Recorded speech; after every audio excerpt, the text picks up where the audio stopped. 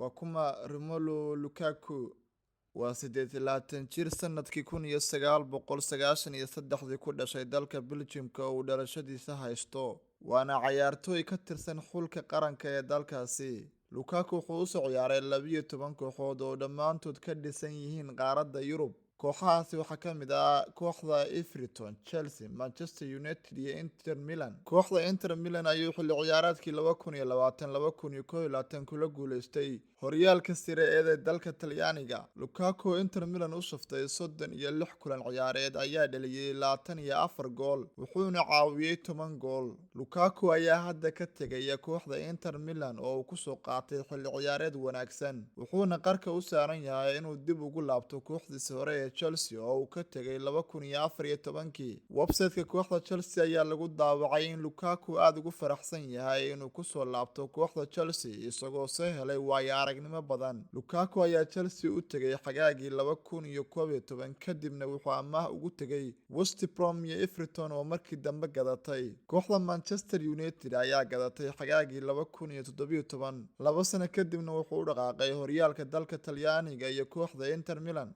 Lukaku ayaa saftay 252 kulan ciyaareed oo Premier League ah, wuxuuna dhaliyay 113 gool isagoona caawiyay 42 gool.